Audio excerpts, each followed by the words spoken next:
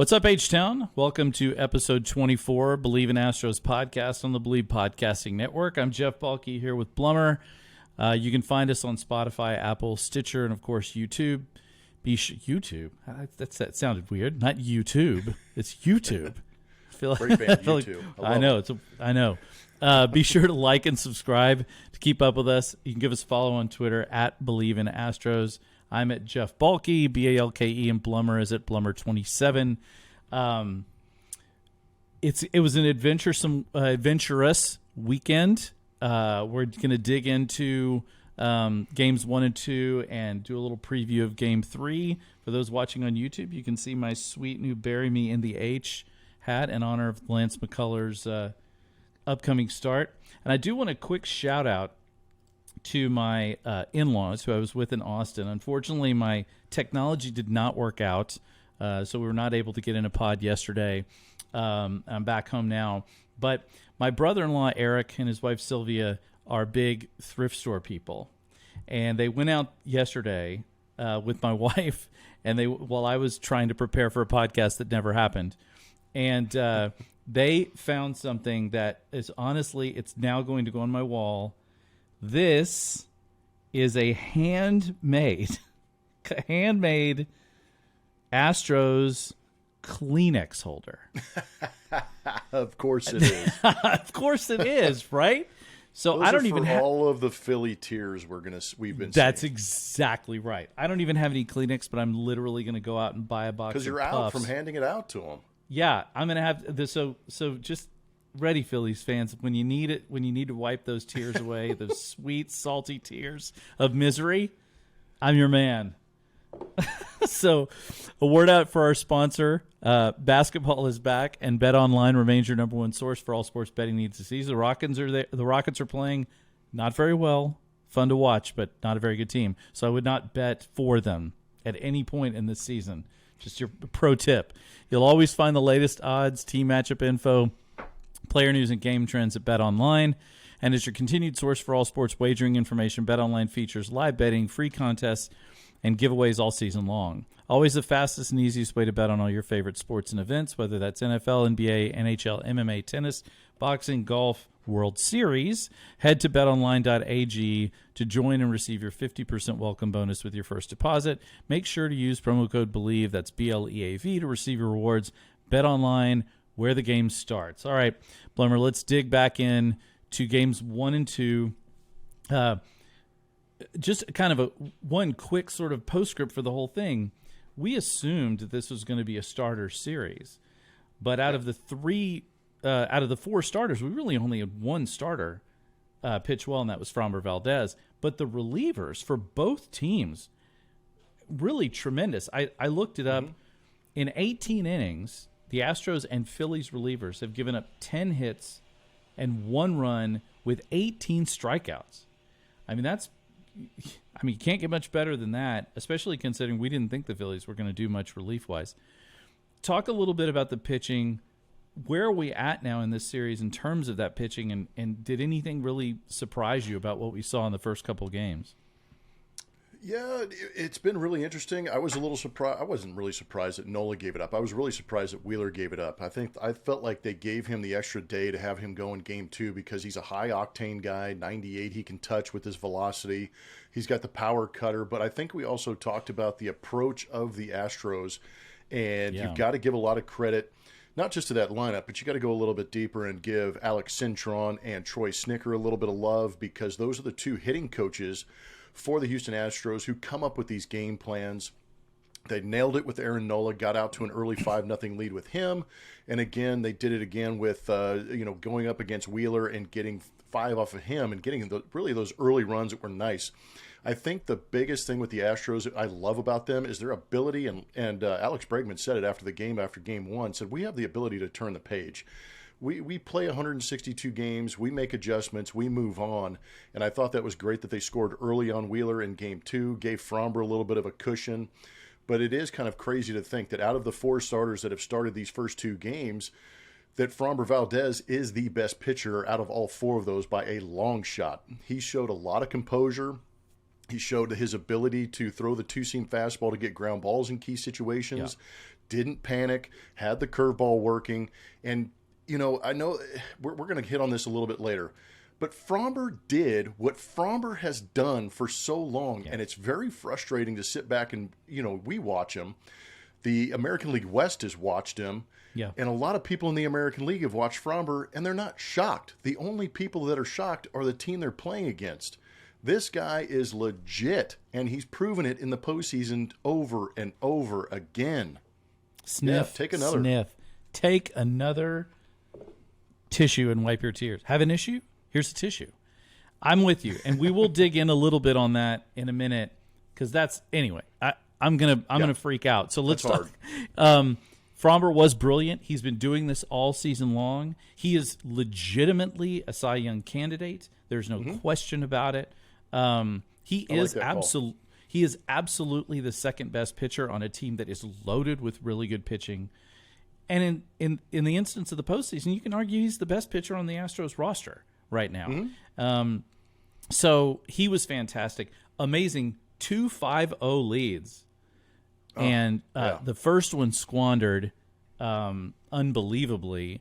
But I'll tell you what, let's give a shout out right now to Jose Altuve, who looked absolutely fantastic last night. And what's that? Normal. He finally looked normal. He finally looked like normal Jose Altuve, right? And then Tucker, you called it, Blummer. You said you thought Tucker was going to be the guy in this series. Yeah, that's right. Pat yourself on the back there, my friend, because my goodness, 2 blasts by Tucker. No doubters. What have you seen from the offense in these first 2 games? Because I think one of the things you and I both talked about, we're a little worried about, is like, can you get to either one of these starters? Can you even just tag him for a run or 2? And they've tagged him for 5 runs in both games. No, I thought it's a bit impressive. And like you said earlier, credit to the Philadelphia Phillies bullpen. But what they've been able to do is put a lot of pressure on those starting pitchers and pile up pitch counts, really render them defenseless and kind of put them on their heels a little bit. I think that's what the Astros offense does a very good job of, is forcing opposing pitchers and catchers to react.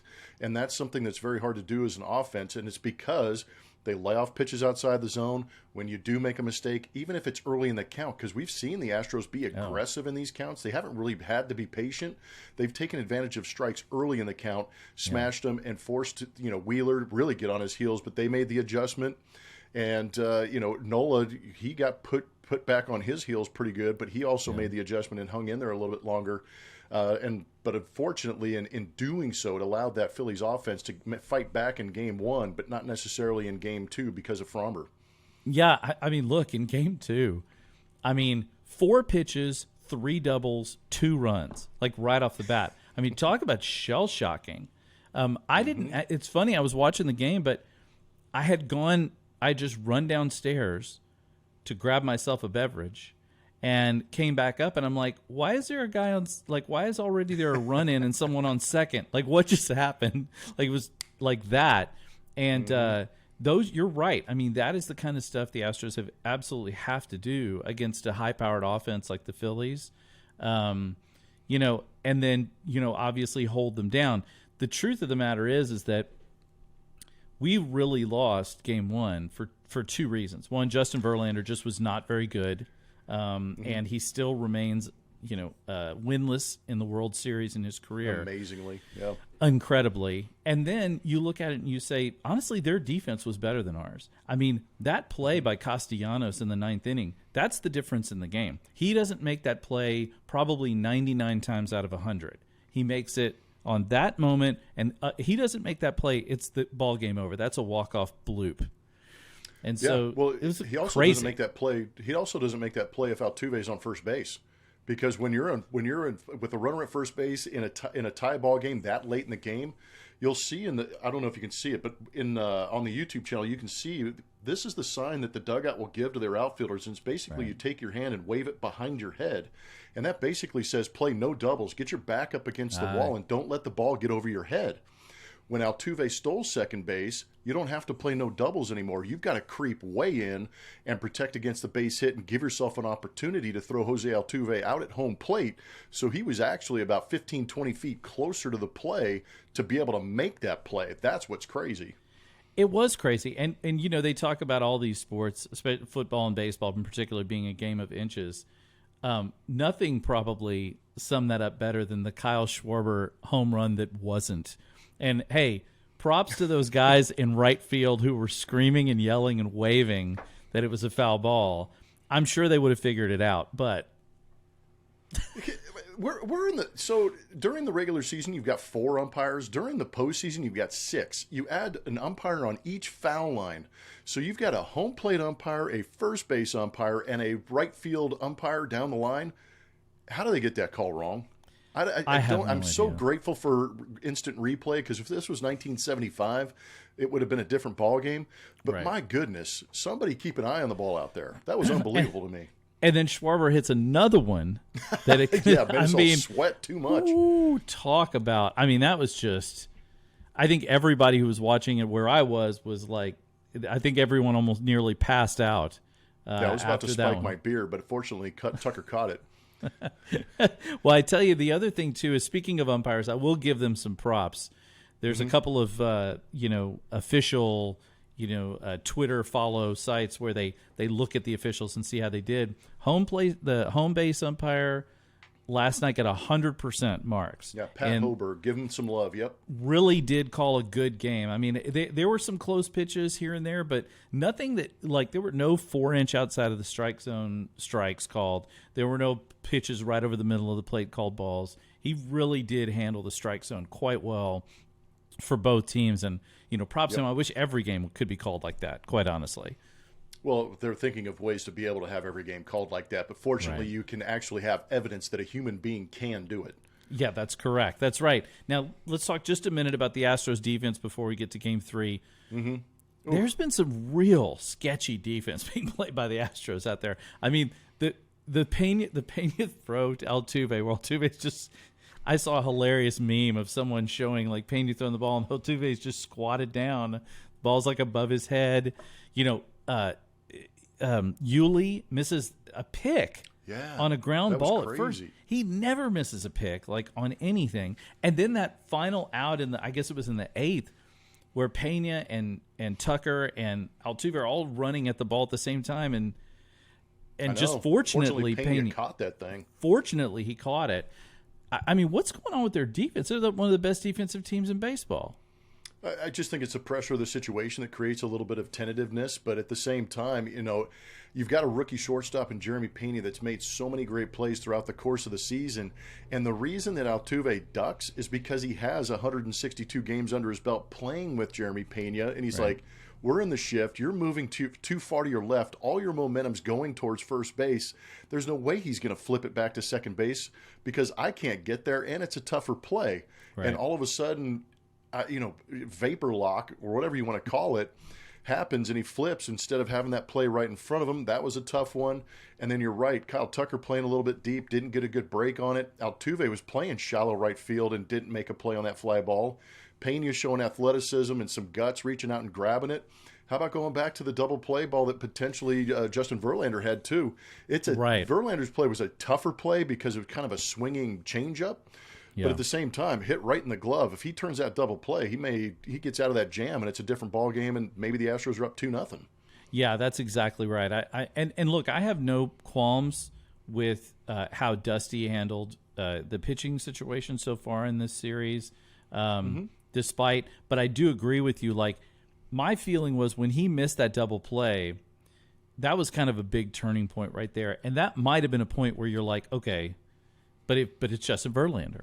Right, and so you're not giving the hook to a guy who you trust as your absolute ace and the Cy Young winner. I wonder, that was the only one.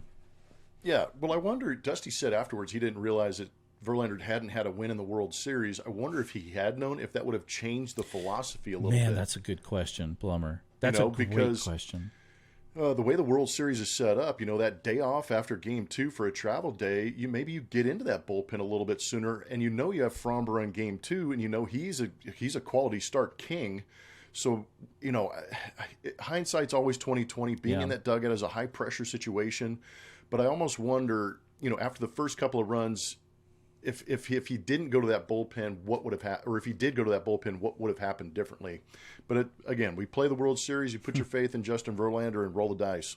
Yeah, I mean that's the best thing you can do. So Game 3 on Monday, it's Syndergaard versus McCullers, but in reality, it's a bunch of bullpen guys versus Lance McCullers. Syndergaard will probably go 2 innings. If they're lucky, he'll go 3. What do you see coming in this game from McCullers? And I feel like the Astros, again, are going to have to jump out to another lead. Their relief pitching has been really good, but how long is that going to hold out? They're not going to have Ranger Suarez because he's going to pitch in Game 4. So that means they're going to rely a lot on Zach Eflin. Obviously, they're going to throw Alvarado back out there, and they're going to put Dominguez back out there. But how do you see this Game 3 lining up? I mean, it's going to be a hostile environment, that's for sure. Oh, well, we already know it's going to be bonkers. And unfortunately, I feel like the only reason it's going to be bonkers is because Philadelphia has developed this reputation and they want to maintain it for some reason instead of, cheering and having a good time. But that, putting that aside, I think that, Syndergaard, I believe Syndergaard's at least got to go one time through the lineup.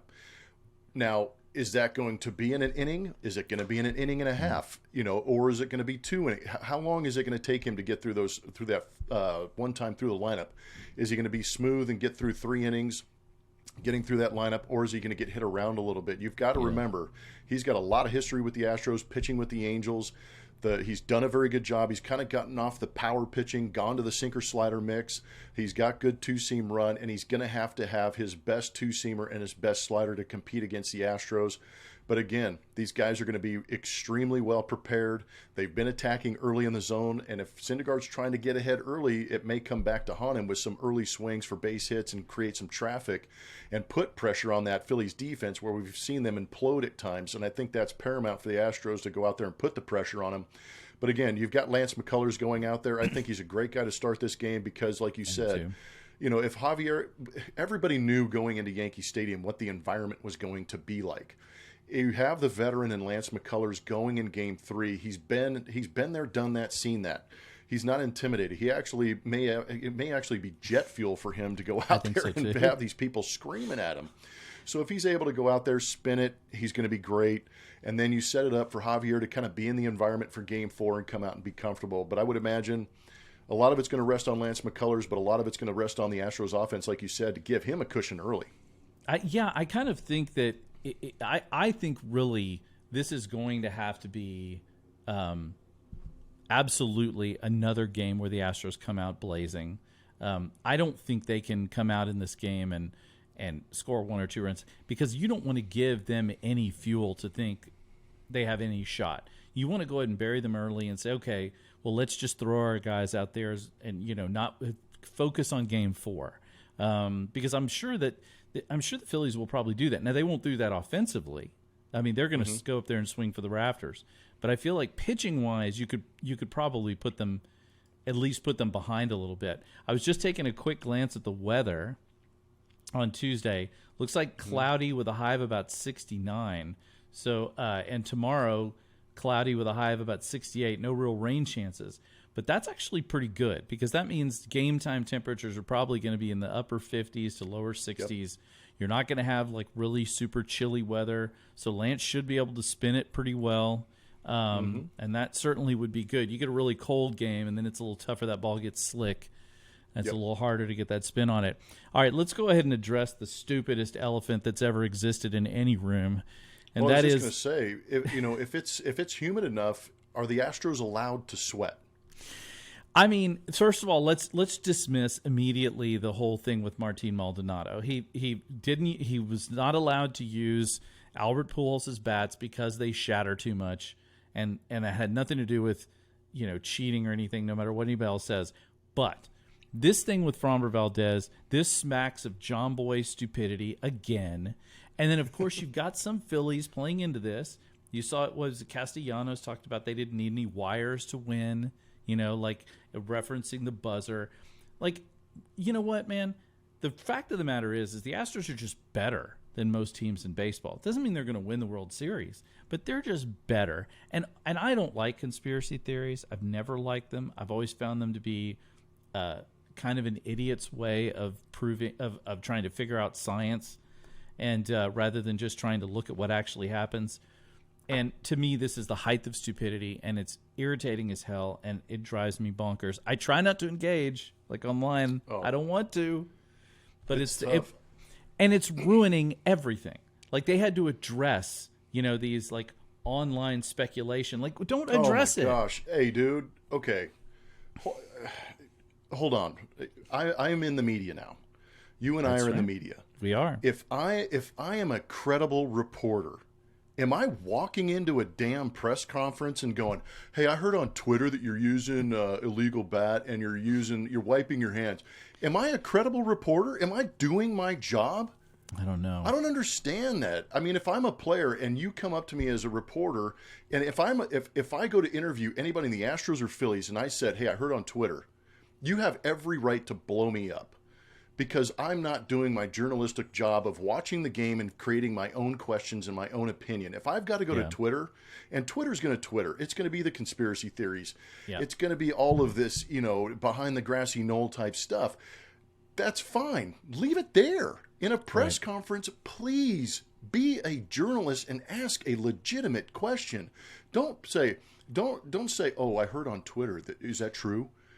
Is anything on Twitter true? For God's sakes, we don't know. I mean, but it's just such a show thing. Me some integrity. You're giving all of us in the media a terrible name by doing that. Well, what makes it worse to me? That's my biggest beef. I'm with you, Lummer. I'm 100% with you. What makes it worse for me, and really irritates me more than that, is that it even needs to be addressed in the first place, because all it does is give legitimacy to something that does not deserve legitimacy. And you see it in politics. And you don't need proof these days. You just need to fire it out into the internet, and it sticks for some reason. Exactly. You see it in politics. You see it in sports. You see it everywhere. And it's a shame it's crept into sports, yeah. It really is. It really is. And it's idiotic. And look, they're going to hate us because, of 2017. Okay, fine. We banged on some trash cans. Whatever. Go ahead. Yep. But like now to look at every single video and go, "Oh, look, he's rubbing his hands. What could he possibly be doing?" Maybe he's rubbing his hands. Have you ever thought about that? Perhaps he's just touching his hands. Perhaps he's drying them off. Who cares? Like, it's such nonsense. Well, and if let's say you are a believer in that, you are now implicating Major League Baseball, right? Because umpires are part of Major League Baseball. So now you've implicated the entire umpiring staff. It would really behoove. I think it's Dan Iasonia, who's the crew chief. It might behoove him to get out ahead of this and be like, "Look, we're checking these guys." And even Rob Thompson, the opposing manager, said, "Look, we know that we know they're checking the hands. Right. They're checking everything." And then Rob Thompson even went as far as like, "We watched him in the regular season. He did that in the regular season. It's not that uncommon for him to be grabbing his wrist. And we know that when you take away all the stickum, rosin and sweat going together actually creates a little tack." That's right. That's what these guys are going to do. I just don't. It's so frustrating. And I used to think, and another thing is, I used to think that conspiracy theories and all this, like, "Oh, the Astros are cheating," is lazy. You got to work pretty. I'm impressed. Kudos to you. You got to work pretty hard to come up with this stuff. There is no doubt about that. It is incredibly hard to find. They say the shortest distance between 2 points is a straight line, right? This is the most crooked line that's ever been drawn. It's the whole KISS theory, right? Yeah, exactly. Keep it simple, stupid, and this is not simple. I think the other thing, too, that always has bothered me about sports conspiracy theories is if you really believe it's all rigged, if you really think the officials are doing it and baseball's handing it down, and look, everybody knows they want the Yankees and Dodgers. They want it because they want the ratings on television. They want the advertising dollars. But if you think they're really rigging the system to make it easier for them, why are you watching it?